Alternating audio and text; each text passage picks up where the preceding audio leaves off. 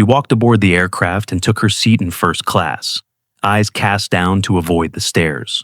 Whispers turned to open complaints, then humiliation as flight attendants forced her to leave. Laughter followed her down the aisle as she adjusted her bag, causing her jacket to ride up just enough. The unmistakable Navy SEAL insignia tattoo across her back became visible for all to see. The cabin fell silent.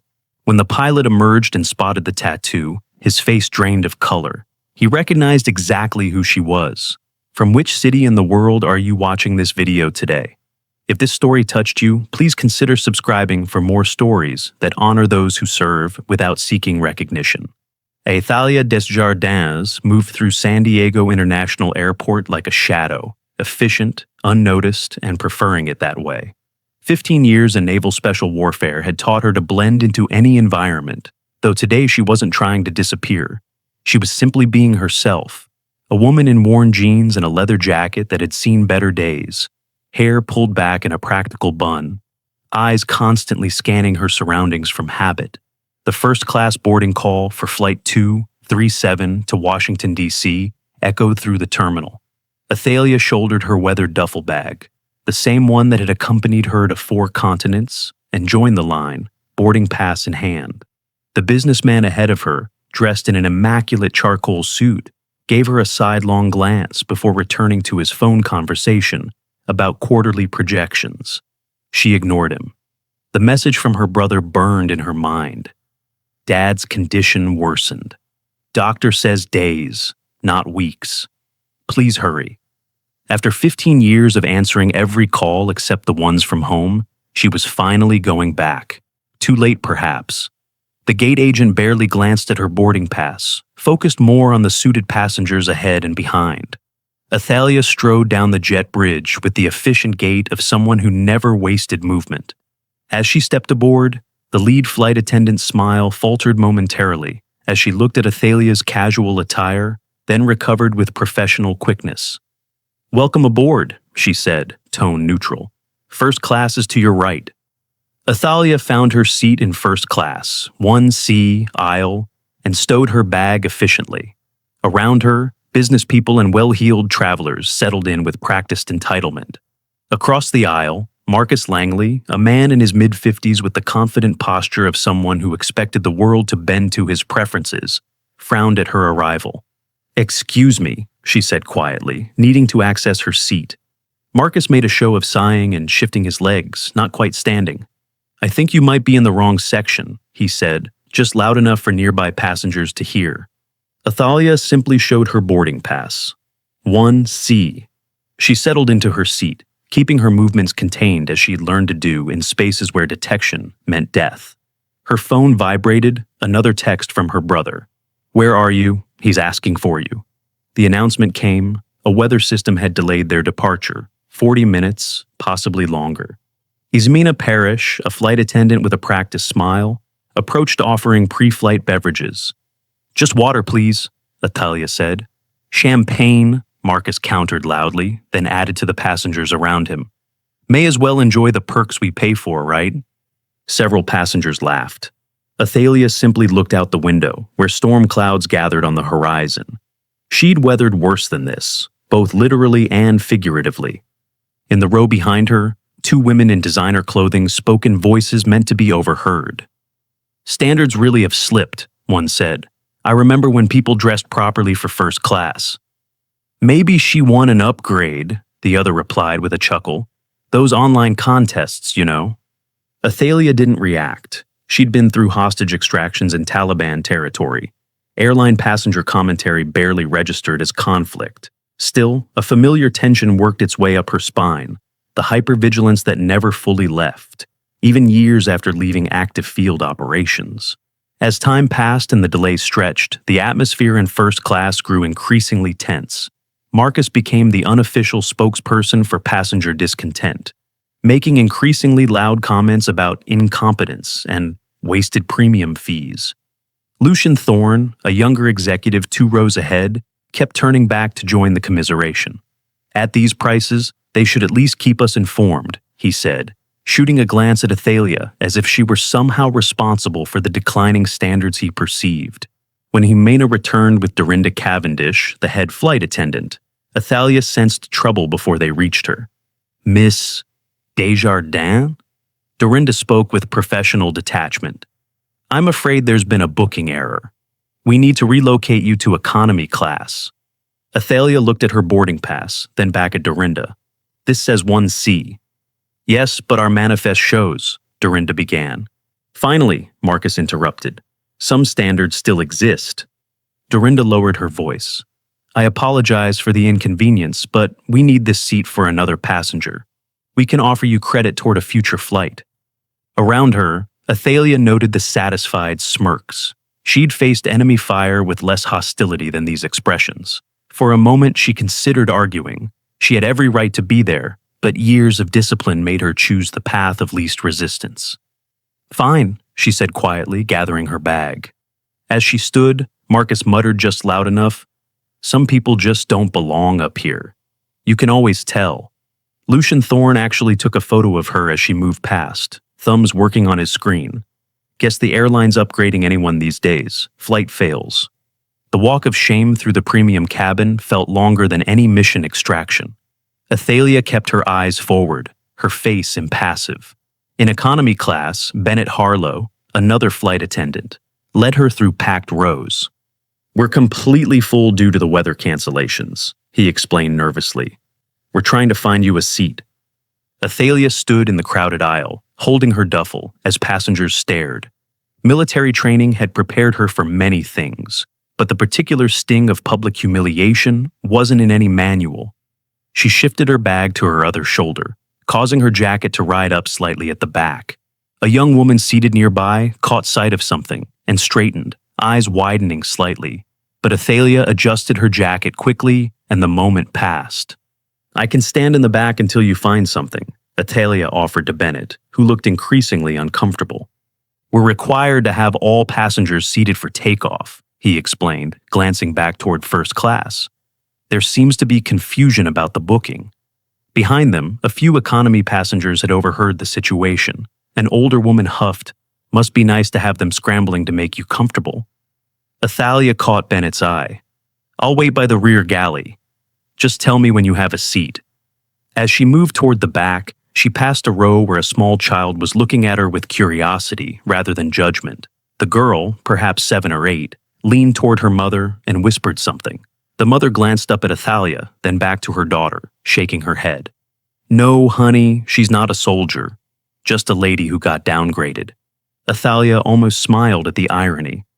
Just a lady who had spent 6 months embedded with a forward combat team in Helmand Province. Just a lady who had coordinated the extraction of 3 high-value intelligence assets from a region so classified it didn't appear on official deployment records. Just a lady who had carried a wounded teammate across 3 kilometers of hostile territory when air support was compromised. But that was the point, wasn't it? The whole purpose of her career had been to be invisible, to do what needed doing without recognition or acclaim, to serve silently. At the rear galley, she set down her bag and rolled her neck to release tension. The delay in reaching her father gnawed at her. If she missed these final days after 15 years of choosing duty over family, what would that make her? The aircraft intercom crackled. "Ladies and gentlemen, this is Captain Eldon Vantage. I apologize for the continued delay. Air traffic control advises we should receive clearance within the next 15 minutes. Flight attendants, please prepare for a pre-departure check." Athalia noticed Bennett speaking with another crew member, both occasionally glancing in her direction. The problem of where to seat her remained unresolved. The cabin door had been closed for some time now. Outside, the weather was deteriorating. Through the small galley window, she could see ground crews working hastily, racing against the approaching storm. Captain Eldon Vantage had piloted commercial aircraft for 15 years after his military service. Routine was his religion. Pre-flight checks, crew briefings, and a personal walkthrough of the cabin before takeoff. The weather delay had disrupted his schedule, but not his habits. He emerged from the cockpit, adjusting his uniform cap as he stepped into the first-class cabin. Several passengers immediately raised concerns about the delay, which he acknowledged with professional courtesy. As he continued his walkthrough, he noticed an empty seat in first class, 1C, despite the full passenger manifest. "Is there a passenger missing?" he asked Dorinda, who had appeared at his side. "No, Captain. There was a booking confusion. We relocated a passenger to economy." Vantage frowned slightly. "In the middle of a full flight with weather delays?" "The passenger was accommodating," Dorinda assured him. He nodded and continued his walk through the cabin, his eyes noting details as they always did. A habit from military days when overlooking small anomalies could be fatal. As he reached the transition point between cabin classes, he spotted the passenger in question, a woman standing quietly by the rear galley, her duffel at her feet. Something about her posture caught his attention, the way she stood with her back to the wall, eyes tracking movement, feet positioned for balance. She shifted position slightly as a flight attendant passed, and her jacket rode up at the back, revealing the edge of an intricate tattoo. The captain's step faltered as he caught sight of the unmistakable design, the trident of the Navy SEALs, with additional markings that only someone with specific military knowledge would recognize. The captain froze mid-stride, his professional demeanor momentarily forgotten. He stared at the woman, processing what he was seeing, not just the tattoo itself, but on whom it was displayed. Years of training and protocol fell away as recognition dawned. He knew that face from intelligence briefings and classified mission summaries. He knew what that particular trident configuration, with those specific additional markings, signified. "Lieutenant Commander Desjardins," he said, his voice barely above a whisper. Then, with more certainty, "Silver Star recipient, Helmand Province." The woman turned, her eyes meeting his. Soldier's eyes that had seen too much, recognized another who understood. For a moment, neither spoke. The ambient noise of the aircraft faded away as something passed between them, a recognition that transcended the artificial hierarchy of the aircraft cabin. Captain Vantage straightened to his full height and offered a crisp, formal salute that would have made his drill instructor proud. "Ma'am," he said clearly, "I served with the 5th Fleet support during Operation Neptune Spear. Your team's actions saved my brother's unit." The nearby passengers who had been watching the downgraded passenger situation unfold now stared in confusion. Several economy-class passengers who had been military themselves recognized the significance of the captain's salute and posture. Athalia gave a small nod of acknowledgement, her expression unchanged but her eyes conveying silent understanding. The captain turned to Bennett. "Lieutenant Commander Desjardins will be returning to her assigned first-class seat immediately." The gesture silenced the entire section of the plane. Passengers who had been engrossed in devices or conversations suddenly found themselves witnesses to something they didn't understand. The silence spread like ripples in a pond, from the galley where Captain Vantage stood at attention, through economy, and forward to the first-class cabin, where Marcus Langley and others craned their necks to see what was happening. "There's been a mistake," Captain Vantage said firmly to Bennett, "and we're correcting it now." Bennett looked from the captain to Athalia, confusion clear on his face.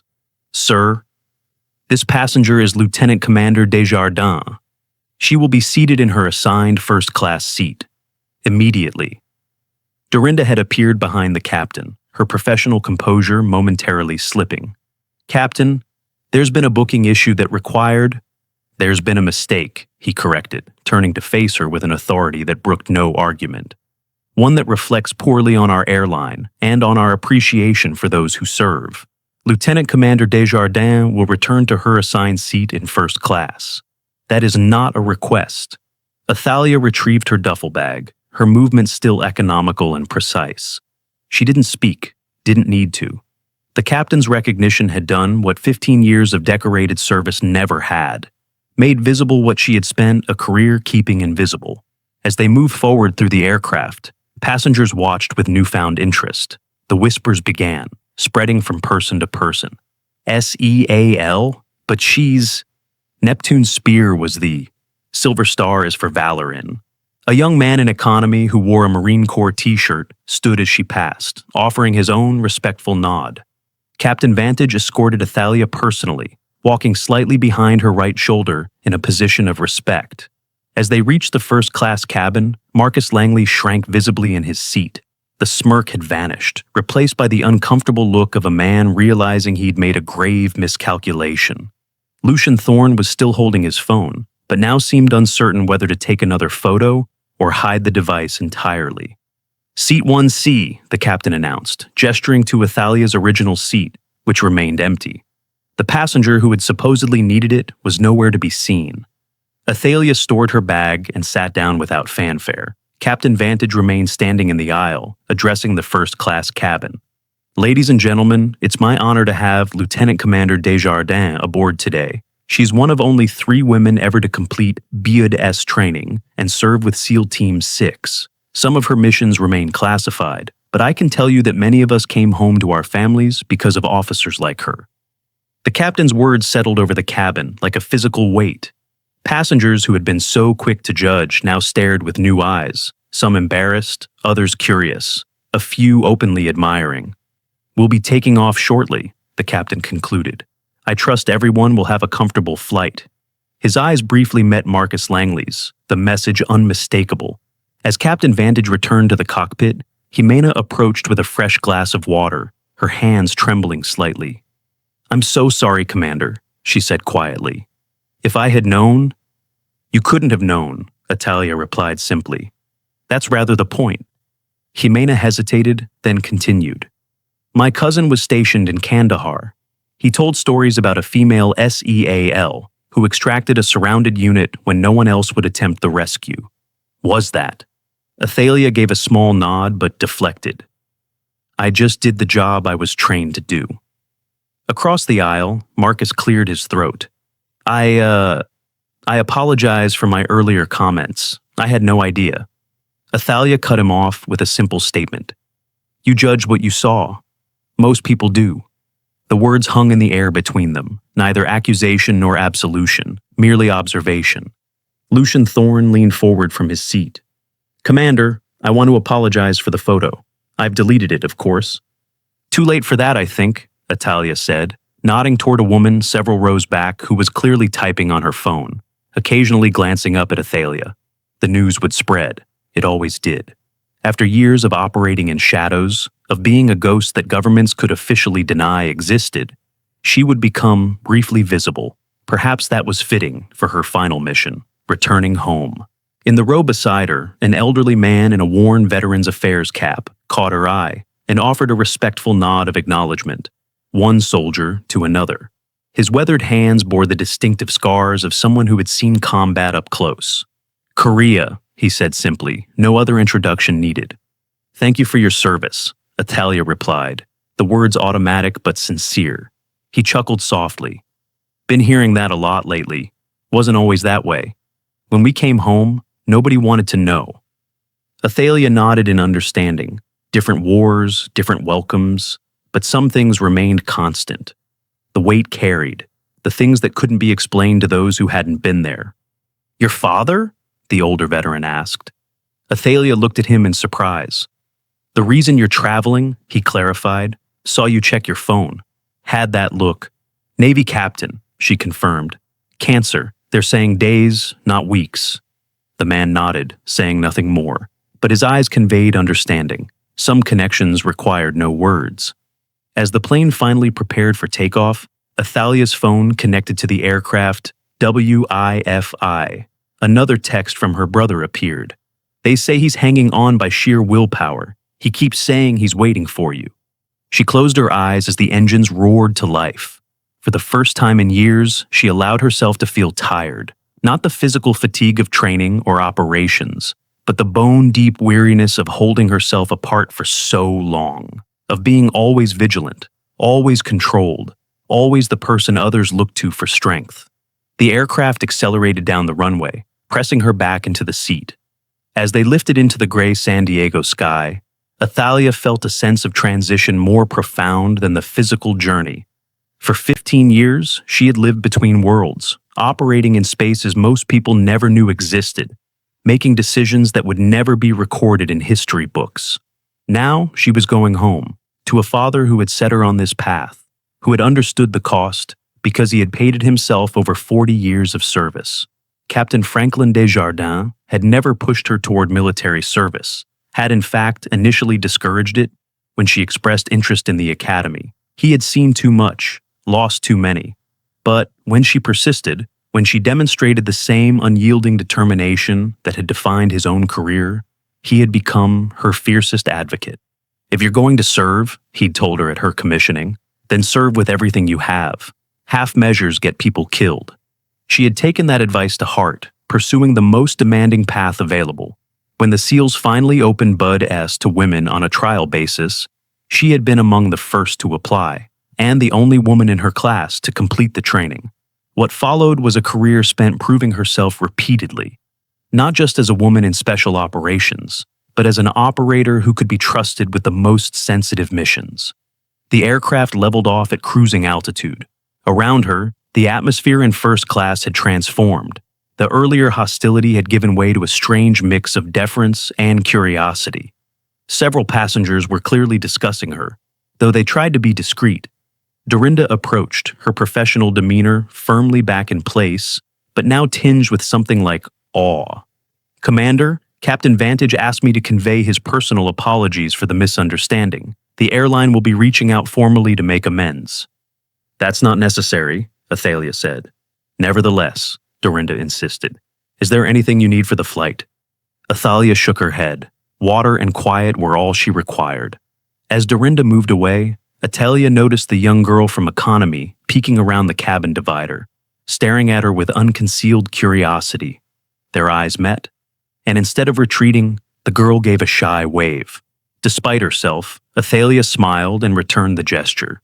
The girl's mother appeared, apologizing wordlessly as she guided her daughter back to their seat, but not before the girl whispered loudly, "See, Mom, I told you she was a soldier."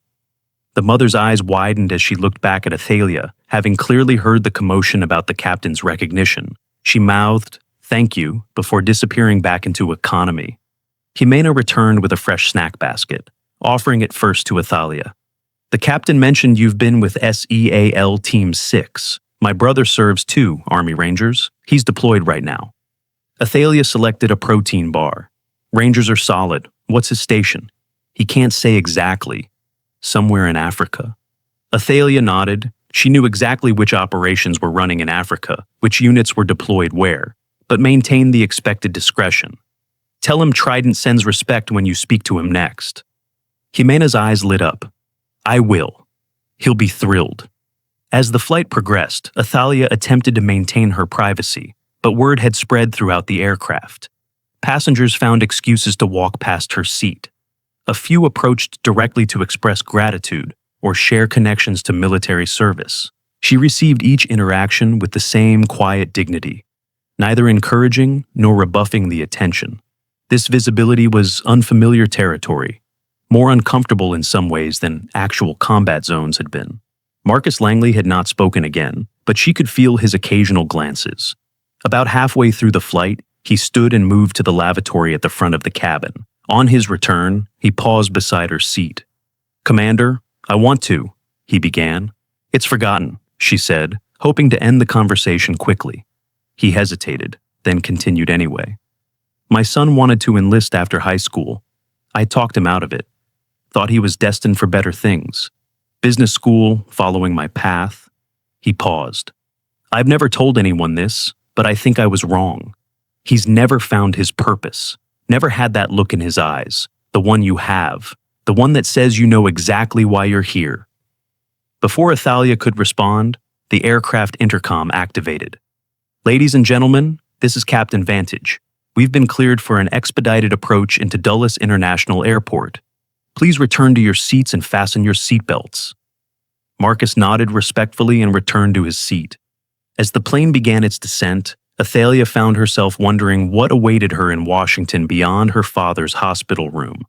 She had accumulated leave time that she'd never used, commendations she'd never displayed, a life outside of service that she'd never fully developed. The wheels touched down on the Dulles runway with a gentle bump. As the aircraft taxied toward the terminal, Captain Vantage's voice came over the intercom once more.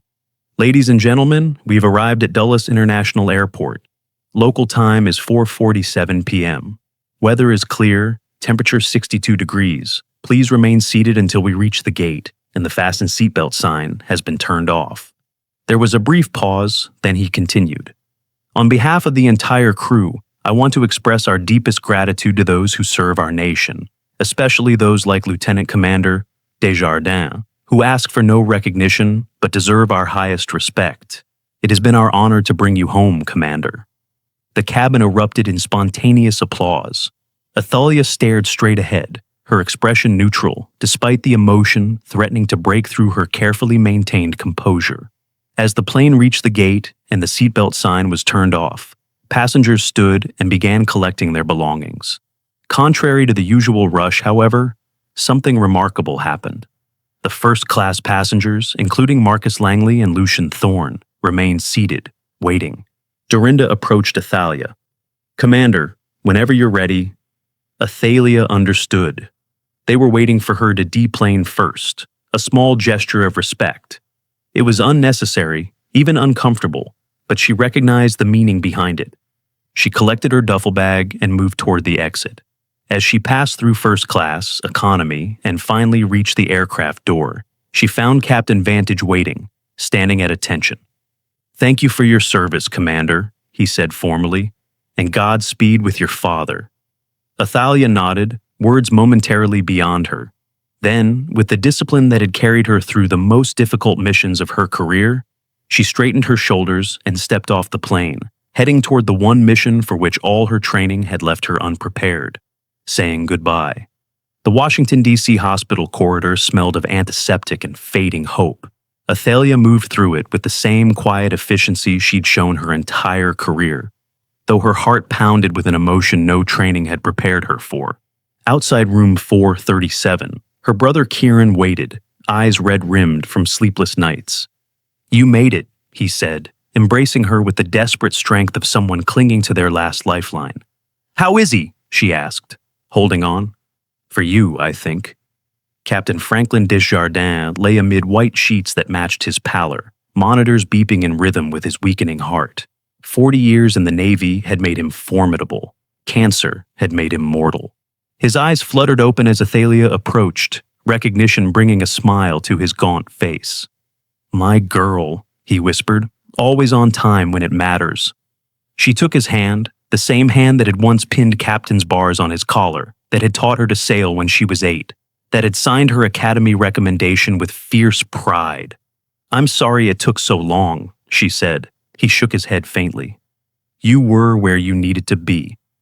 As afternoon faded into evening, Athalia didn't leave his side. They spoke little. They'd never been a family of many words, but in the silence was everything that mattered. Her father drifted in and out of consciousness. During one lucid moment, he asked, "Your team?" "All good," she assured him. "Rodriguez made Master Chief. Chen got married, if you can believe it. And Winters finally beat my obstacle course record." A ghost of a smile touched his lips. Had to happen someday. A nurse entered with the evening medication and a tablet in hand. "Miss Desjardins? There are some people downstairs asking about you. Something about a flight yesterday?" She showed Athalia the screen. A news article headline read, "Unsung Hero, Decorated SEAL, Recognized Mid-Flight." Below was an image taken by a passenger, Captain Vantage saluting her in the aisle of Flight 237. The story had spread overnight. Dozens of military personnel, active and retired, had gathered in the hospital lobby in quiet solidarity. Her father's eyes found the tablet screen. "What's this?" She explained the flight incident briefly, downplaying it as she always did with her accomplishments. A weak chuckle escaped him. Always carrying the weight without complaint. Her phone buzzed with a message from Captain Vantage. "Hope you made it in time. Your father served with distinction. So did you. The airline CEO would like to speak with you when appropriate." Her father squeezed her hand with surprising strength. "The best serve quietly," he managed, "but sometimes the quiet ones need to be heard." Outside, the corridor had filled with uniforms, a silent honor guard forming spontaneously as word spread of Captain Desjardins' condition. When Athalia stepped out briefly for coffee, they stood at attention, offering silent nods of respect. Captain Vantage was among them. "We thought you shouldn't be alone," he said simply. "Not now." Athalia was caught off guard by the gesture. Throughout her career, she had operated with the understanding that her service would remain largely invisible, her achievements classified, her sacrifices known only to those with the highest clearances. Yet, here was visible proof that the bonds formed in service transcended the official boundaries of classified operations and military branches. "Thank you," she said simply, the words inadequate for the emotion behind them. When she returned to her father's room, his eyes were closed, his breathing shallow. Kieran looked up with weary resignation. "The doctor says it could be hours or days. There's no way to know." Athalia nodded, taking her position at her father's side once more. "You should get some rest," Kieran said. "I can watch." "I'll stay," Athalia replied, the same answer she'd given countless times during operations when others offered to take her watch. Through the night, they maintained their vigil. Occasionally, medical staff entered to check vitals or adjust medication, moving with the quiet efficiency of those accustomed to the threshold between life and death. Near dawn, Franklin Desjardins' eyes opened with unexpected clarity. He looked at Athalia with recognition and purpose. "The box," he whispered. "In my desk. Third drawer." Kieran frowned. "Dad, what box?" But Franklin's eyes remained fixed on Athalia. She understood. There were things between them, soldier to soldier, that Kieran could not share. "I'll find it," she promised. Her father nodded, satisfied. "Proud," he managed, the word carrying the weight of a lifetime. So proud. Before the sun rose, Franklin Desjardins took his final breath, his daughter's hand in his. Outside his window, the first hints of sunrise illuminated the Washington Monument in the distance, a pillar of strength standing silent, watch over the Capitol. The days that followed passed in a blur of arrangements and notifications. The news of Captain Desjardins' passing spread quickly through military circles, his distinguished career earning him honors that he had never sought but rightfully deserved. Athalia handled the details with the same precision she brought to operations, efficient and thorough, allowing the structure of tasks to hold her together when emotion threatened to overwhelm. In her father's study, she found the box he had mentioned, a simple wooden case with a Navy emblem carved into the lid. Inside were items he had kept from his own career, commendation letters, a few medals he hadn't displayed, and photographs from deployments long past. Among them, Athalia found a letter addressed to her, sealed and dated nearly 10 years earlier. She opened it with careful hands. "My dearest Athalia, if you're reading this, I've made my final deployment. Don't grieve too long. You and I both know that's not what sailors do. I've watched your career from afar, gleaning what little information security clearances would allow. What I know makes me prouder than I can express. What I don't know, I can imagine. The path you chose is harder than most will ever understand. The weight you carry, invisible to civilian eyes. I recognize that weight because I carried it too, though never as far or as alone as you have. When you were born, I prayed you would find a gentler path. When you chose to follow mine instead, I feared for you. When you surpassed me, I stood in awe. Remember this. Our greatest service is not measured in medals or missions, but in the moments we choose duty over comfort, others over self. By that measure, you are the finest officer I have ever known. The world may never know your full story, but I do, and I could ask for no greater legacy than the knowledge that my daughter stands on the wall, keeping watch while others sleep in peace. Until we meet in calmer waters, Dad."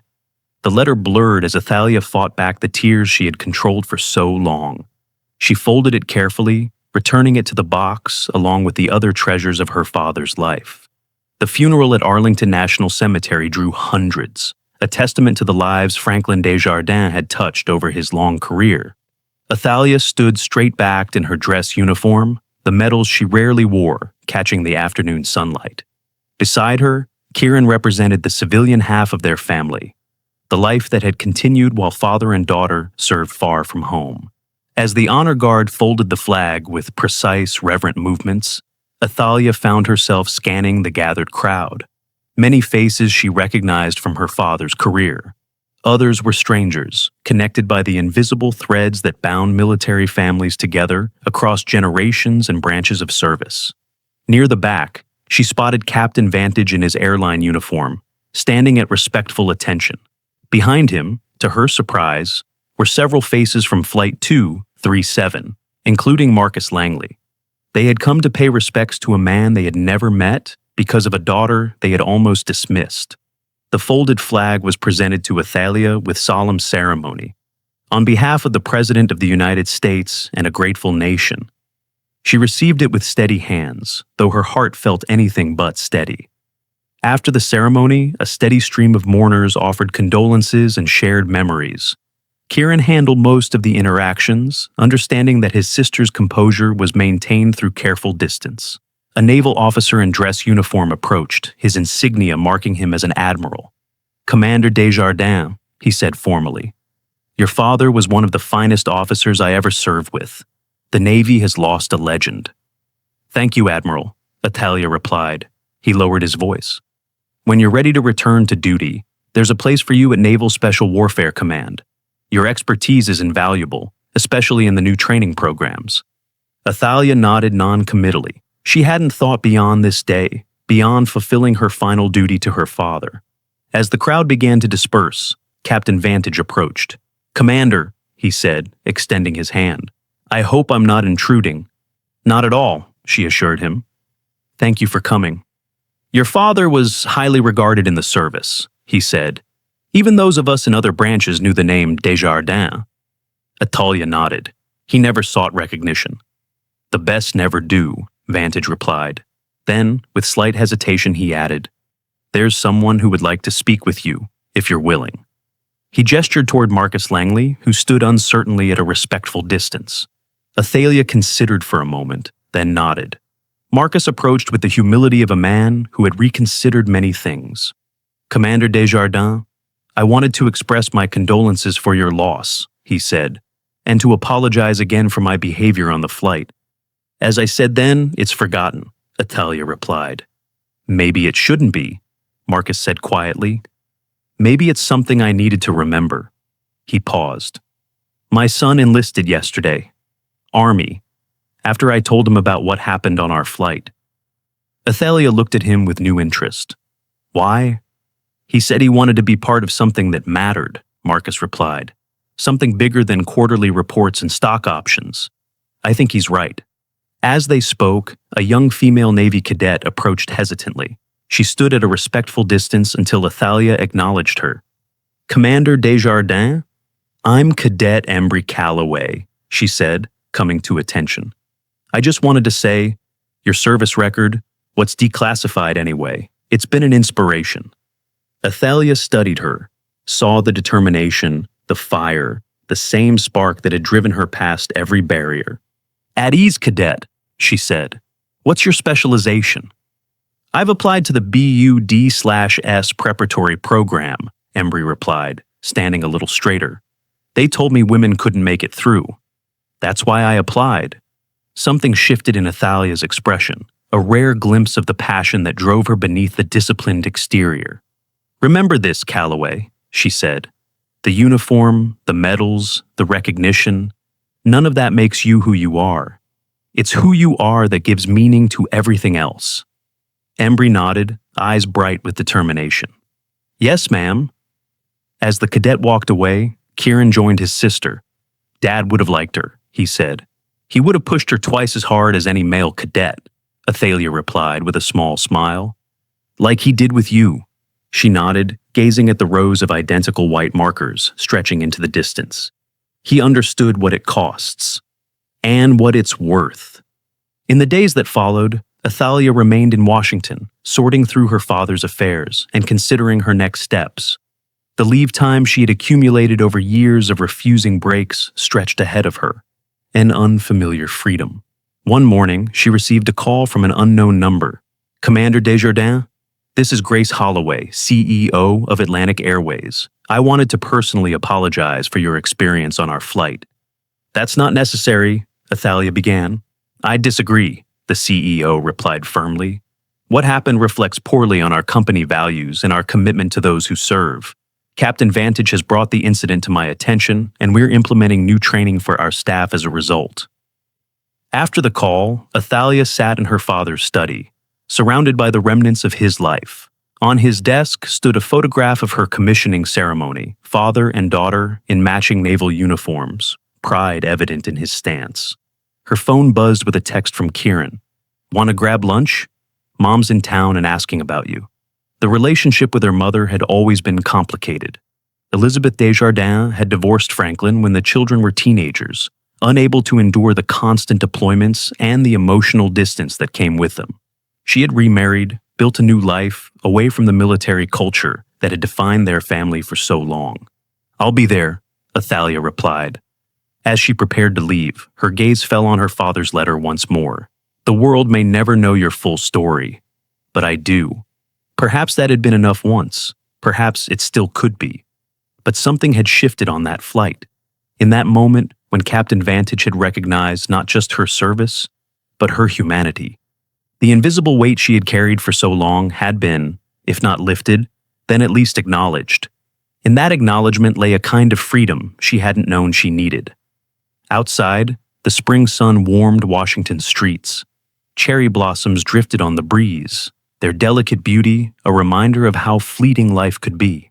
Athalia walked with her characteristic purpose, but allowed herself to notice the beauty around her in a way that operational awareness had never permitted. At the restaurant, she saw her mother and brother waiting, Elizabeth's face showing the nervous anticipation of someone reconnecting after long absence. Athalia straightened her shoulders and moved forward toward a different kind of courage than any she had needed on the battlefield.